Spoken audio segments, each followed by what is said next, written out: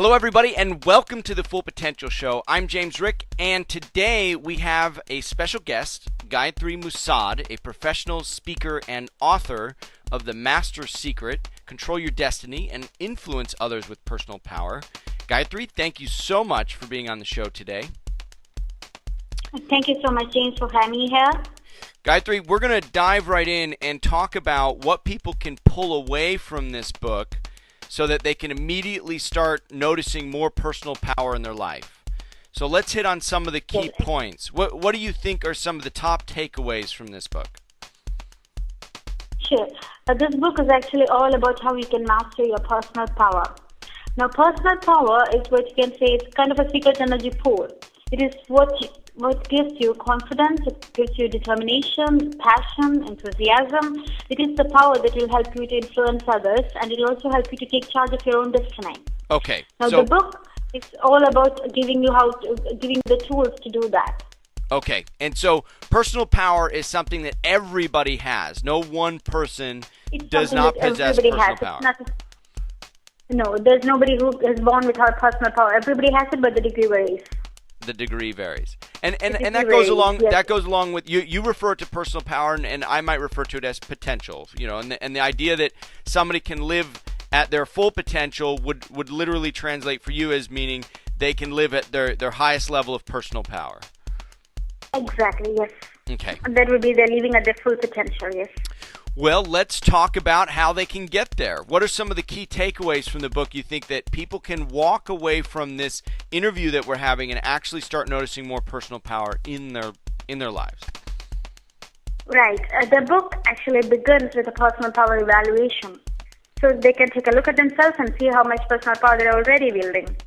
And then it will give you tips on how you can increase your power by changing your attitude, your thoughts, your way of communicating, your looks, your gestures, and even the setting around you. Everything is given in practical steps and examples. Okay, so start with an evaluation, and if you can produce things like lightning and thunder and cause earthquakes, then you're pretty high up there. Right. But if you can do that, yes, but actually, if you find yourself regularly stressed, if you find that your life is unfulfilled or if you feel unappreciated, and then you feel like there is something more you need from life, then possibly you feel that your personal power is kind of low. And so do you give it like do you have some categories? You just talked about stress and things like that. So it's an evaluation, kind of like a 1 to 10. Here's where I'm at now, and here's where I can imagine myself being at a level 10. Yes, exactly. Actually, I speak about 3 areas. That is how much power you have in your relationships, how much power you have when it comes to the purpose of your life, your dreams, and how much power you have when it comes to your own body. Okay, so relationships, purpose of your life, and your body. Yes, your health, yes. Okay, and your health. Okay. Those 3 areas are evaluated first is to see how much we have already. Okay. And then we move on to how we can increase it and become better. All right. Well, I like that part of it. Let's so we've done the evaluation. We're evaluating our relationships, our purpose of our life, and our health. Now, what are the steps? Do we focus on each area? Like, all right, what are the steps related to relationships and then purpose of life and health? Or are there some overarching steps, things that we can do that will influence everything? There are actually some generic steps involved.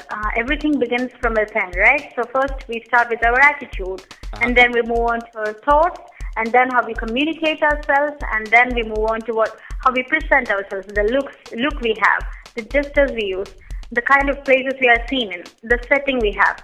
And then finally there is a note on how we can focus our personal power into whatever we need to do.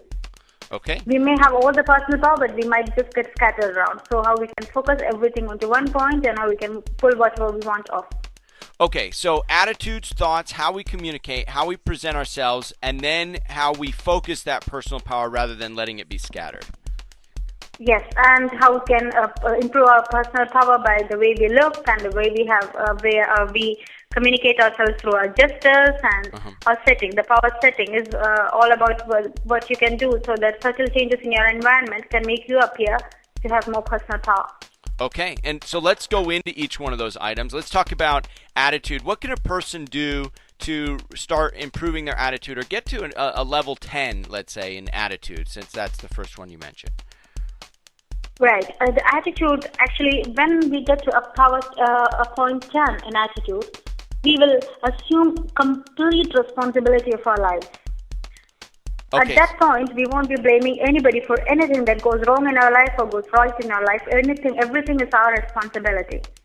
Okay. Because only when we take ownership of things that happen in our life can we believe that we can actually change something. Absolutely. If we feel that others are influencing us, then we cannot change it.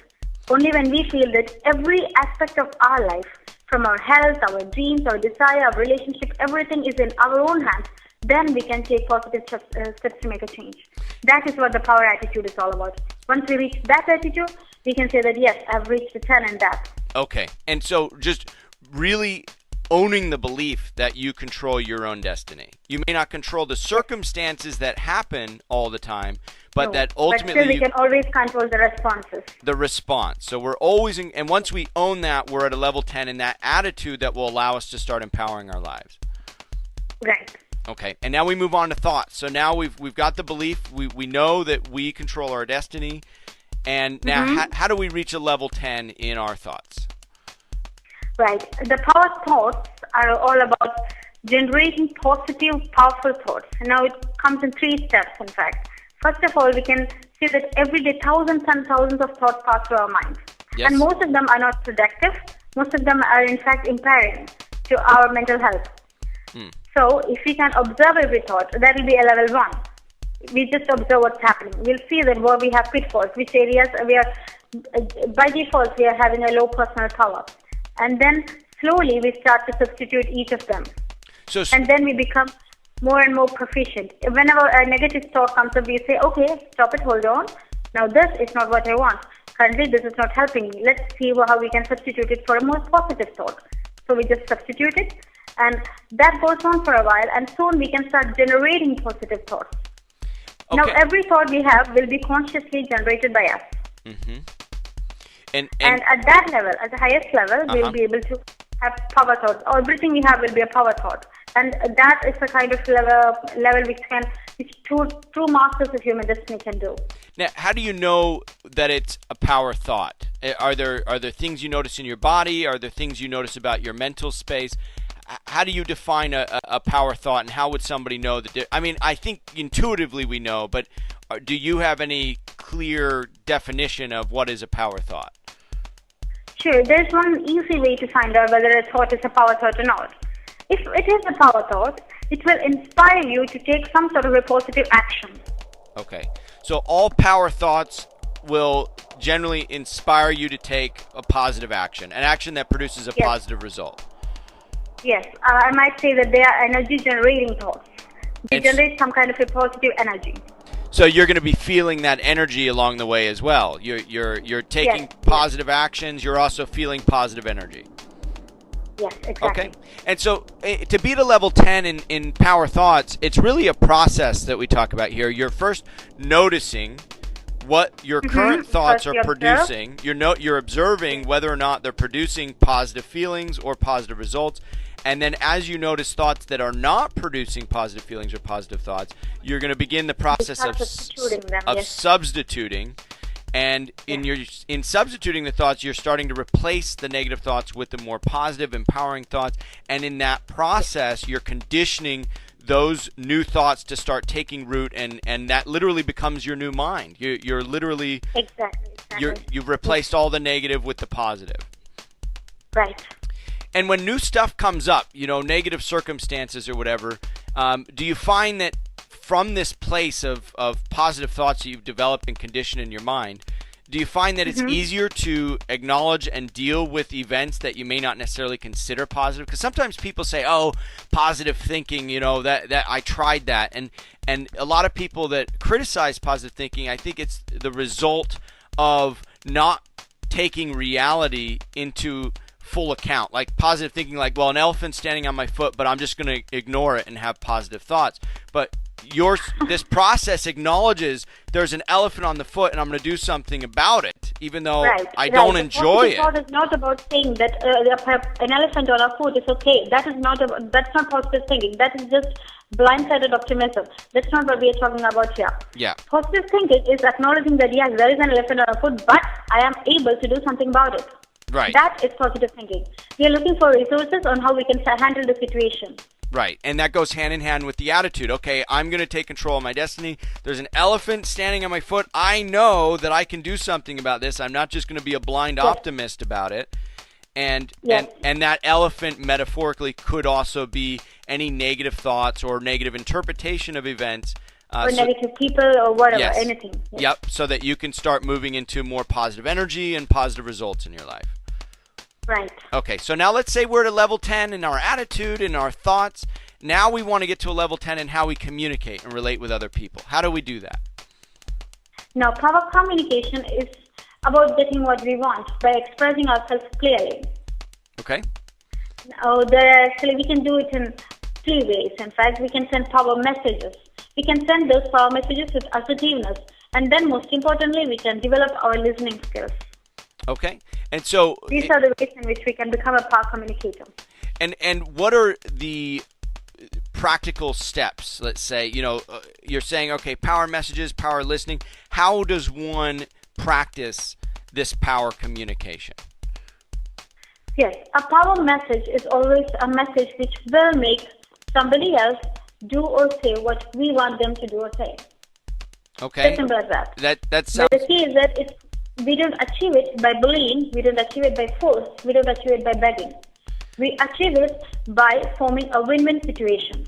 Okay, so we're not just trying to mind control. It almost sounds like, brainwash. I mean, you could get people to do and say what you want when you're brainwashing them, but you're saying you actually, there's a prerequisite to this, which is the idea is that they the would win-win. want to do what we say.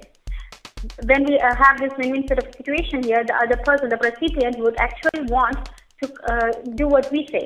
And they want to because we also are acknowledging that they have needs and drives, and we want to also find ways to meet those. We're not simply trying to meet our own ends. We're trying to meet what some of our desires or our ends might be in a way that also meets theirs, in a win-win. Yes, in a win-win format, yes. When we send a power message, we first do a little bit of thinking. We identify what we can do in order to make the situation better for the other person as well. And then we incorporate that into our message, and then we present the message so that the other person will be more willing to take it. Okay, so the core point here is before you actually communicate with somebody, you want to be thinking in terms of how can this be a win-win type of interaction? Yes. And then how can this be a win-win interaction? Yes. And then you have an outcome before you begin that interaction. You want to steer that conversation or that interaction towards that win-win that you have in mind. Right, and still be flexible with it. Still be ready to acknowledge that the other person. Yes, let's still be flexible with it. Okay, and then power listening. I guess in the process of communicating and getting to that outcome, you're also going to be understanding that maybe that you may have a preconceived idea of what that win-win might look like, but as you start power listening, that's where the flexibility and the adapting comes in. Yes, exactly. We ask open-ended questions. When we ask open-ended questions and then we are actually present when they answer. It's always really easy to just go off in our own thoughts and not listen to what they actually are saying. Okay, so here what we are trying is that we come back, we listen to them, we really listen to them, we understand them, we imbibe their ideas, we are there 100%. We are responsive to them. We are objective, we mirror their body language, we recollect what they are saying. Yep, and then we use that to form our win-win situation. Got it. And I think a simple way to describe that process of listening versus just hearing. You can hear the audible sounds of what somebody is saying, but listening is actually an active process of not only hearing but then being present to what is being said. Yes, we are there. We are really there. The other person can see that we are actually present. In fact, active listening involves when they say something, we respond to them without just simple monosyllables of That's not listening. Right. When we are actively listening to them, we'll be able to ask the questions, pointed open-ended questions, and then they'll be able to give us more information, and then we'll be able to use that particular information to our own advantage and to theirs as well. Right, and I think that's such an important point. We're constantly looking for that synergy, the win-win, not just how can I achieve my own end, but how can I make this the best type of arrangement for both of us, whatever that outcome Because is. the relationship, we are not going to burn the bridge right after this one particular interaction. We want the bridge to be there for always. And I think that's where long-term thinking comes in, isn't it? I mean, the power communicating and that outcome of thinking win-win, ultimately the best win-wins are thinking in long-term perspectives. How can I build this? Right, in the terms of relationships, yes. Yeah, yep. How do we build a relationship with this person? When sometimes we might have to lose some wars, in order to win the ultimate battle, Yep, exactly. And then we go into how we present, which I think is also kind of building on how we communicate. But, you talk about in how we present, we've got the power gestures, the power setting, and power environment. I'd like to touch on those real quick, and then we'll go into how we focus that personal power now that we're at a level 10 in all these areas. So how do we present at a level 10, Gayathri? Right. Now, at a level 10, we'll have mastered the power look, the power gestures, and the power settings as well. Now, with power look, what I mean is that when we walk into a room, suppose we are in a room of strangers, what do the strangers possess? That is a power look. Now, if we go into the room just in a very shabby manner, then naturally the message that they are going to feel is that this person does not care enough about himself. So we don't have to care enough about him either. So when you say power look, you're saying to have an aura of confidence in what you're doing. Right. There are two things, in fact. One is about the way we are grooming ourselves, and the second is about our energy, what we are projecting, the vibe we have, the personal magnetism that we have. That is that we are like, imagine that we have an overcoat of confidence on us. And how specifically would somebody dress to have a sort of a power look? Because at first when you say power look, I think, oh, you're going to look at somebody in a powerful way. But you're saying, no, it's how you look, how people observe you. And it's primarily you're saying it's in the way that we dress, and it's also our personal magnetism. How would we... Right, it's always in the way that we dress. It might sound superficial, but always we tend to make our impressions from what we see. So when a power dresser will always think about what kind of an image they want to project. They will always think about the audience, and they will always think about themselves. If I'm going into a funeral, I will dress this differently from when I'm going into a work presentation, right? Well, and as human beings, we only have so much time to process information, so we do make snap judgments and dress. We do. And yes, we do. that even though it is a surface thing. It doesn't have to be expensive. It doesn't have to be a designer clothes. It doesn't have to be expensive. But still, we can always make sure that we dress in a way that suits us. Yes. We can always dress professionally. We can dress in a way that suits us, that becomes us. Yeah, and I think the consciousness that you need to bring to this is, what is the occasion? Because I know the occasion is what's most important. Yes. I know the only suit I really want to wear is at the beach, the bathing suit. Right. but I know that that wouldn't be appropriate. Everywhere. That wouldn't be appropriate in a business meeting unless it was at the beach. Right. So we kind of have to be conscious of the context in which we're dressing, and then dress appropriately in a way that allows us to still meet the objective of the win-win. We want to have enough respect before we go into a communication that it's going to be productive, and they're not going to be distracted by what we're dressing. Right, exactly. It's actually a form of silent communication. If we are going to master the verbal communication, we need to master the silent communication as well. Right. And now we go into personal magnetism, which is the being behind the dress. Right. Or suit. The person within, yes. Right. So how do we develop that personal magnetism that is going to be something that people perceive as, I want to work with this person, or there's a magic there? How do we develop that? Yeah, actually there are two aspects to personal magnetism. One is the physical one, and another one is the mental plane. Okay. Now the physical presence we can develop by being a real presence in a room, It's not about wearing flashy clothes. It's even by just standing a little bit with our legs a little bit wide apart. It's taking up more space in a room. It's sending a clear message of dominance. So there are subtle things like that we can send. Whatever it depends on the message that we want to send. If we want to send that we are dominant, then there are things like this that we can do. Now, this will right. Well, I was going to say, I know, like, I've studied a lot on body language, and I also observe people in certain settings where it's almost sometimes obvious that Right. that's what they're trying to do. And how do you get away from that where it kind of seems hokey, where it's like this person is obviously trying to, dominate their space or, Right. stand tall and That is proud, just and trying it's kind of too hard, silly. Yeah, yes. Yes.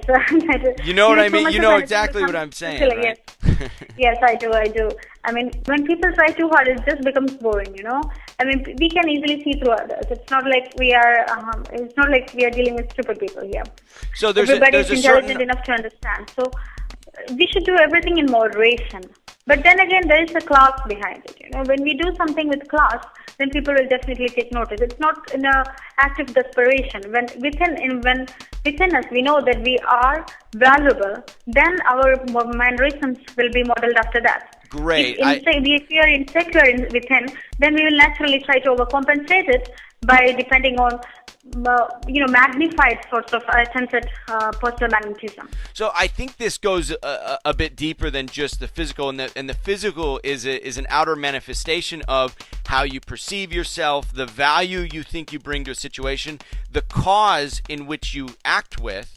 I think is an important thing that you mentioned because, I know, for example, the mental plane is extremely important. Yeah, I know. Well, I know, for example, if I go into a social setting or a party environment with no specific purpose, it's kind of like I feel, I can enjoy myself, especially when I was younger. It was way different than if I went into a setting and I had a specific cause or purpose.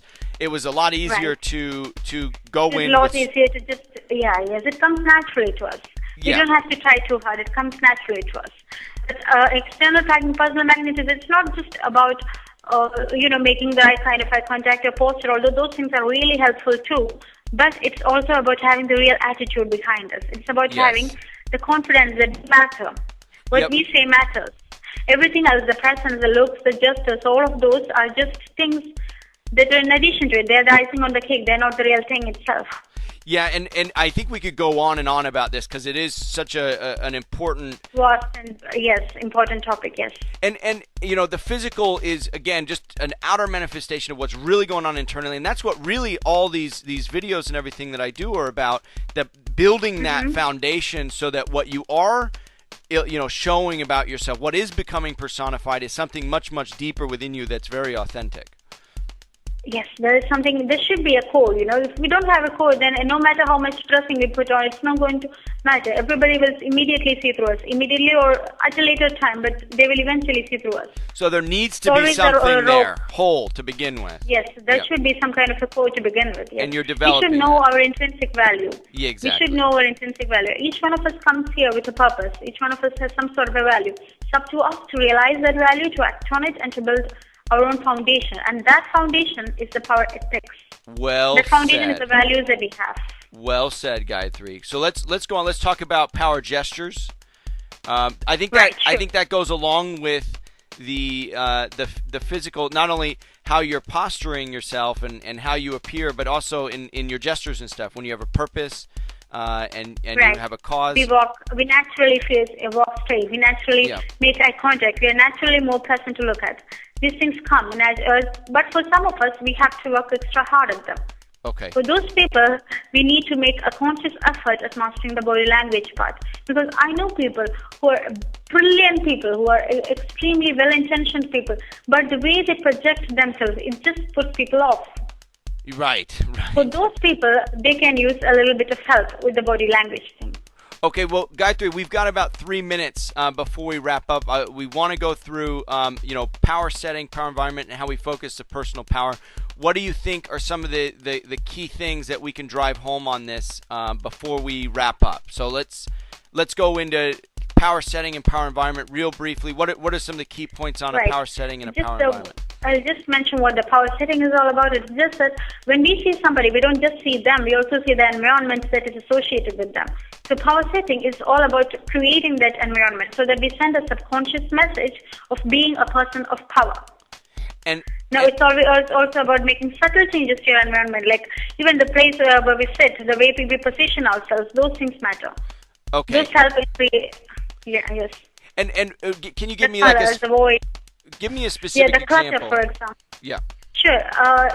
Let's suppose we walk into an office. It's overly cluttered. What kind of an impression do we form about the person? We form the idea that the person is disorganized. We won't trust that person with something that requires a high amount of attention to details, right? Correct. Yeah. Yeah, that is the kind of thing we're talking about here. We can arrange our setting in such a way that we send a message that we are somebody in control.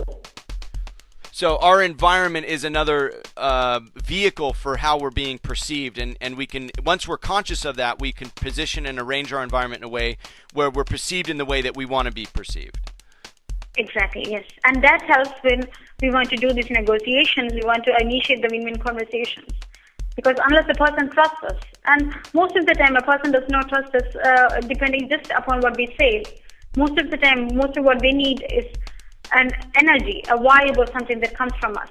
And this environment, what kind of a setting they're sitting in, all of these things contribute to that vibe. Right, got it. And yeah, so there's a lot of nonverbal information that's being picked up in this, and the environment and the setting is just one of those, and we've already covered a few of the other ones. So you're saying just be conscious of all these things that are contributing to what you're communicating, so ultimately you can realize the win-win outcome you want to create in your relationships. Right, exactly. All right, now let's wrap up on how we can focus our personal power. What can we do, Gayathri, to take everything that you've talked about? We're glowing, we're floating above the ground, we control lightning and thunder and earthquakes. We've got all this power. How do we focus it? Right. We need to start by doing one task at a time. If you move into a room and if you try to charm everybody there, then it's not going to work. We just pick one particular person to influence, or we just pick one particular task to complete. And then we devote all our energy into it. And then another...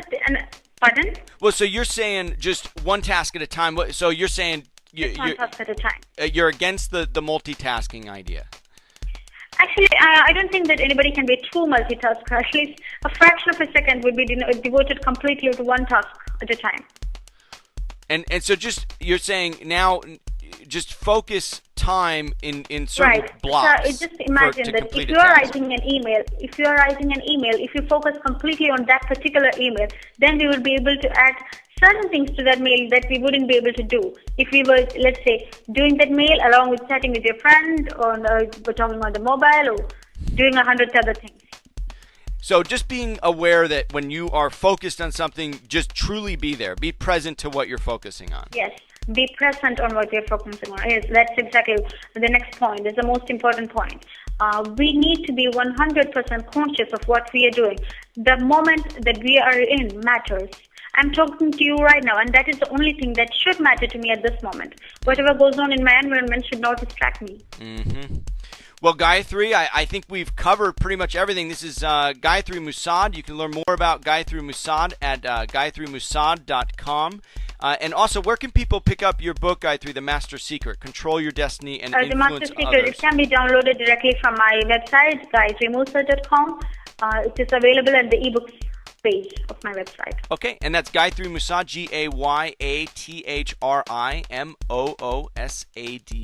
GayathriMoosad.com. Gayathri, thank you so much for being on the show. And thank you so much for inviting me to be part of the show and giving me a chance to connect with all your audience. It was so great talking to you. Have a great day. You too, Gayathri. Thanks for bringing your personal power on full potential. Thank you. Thank you, James Rick. Okay, bye-bye.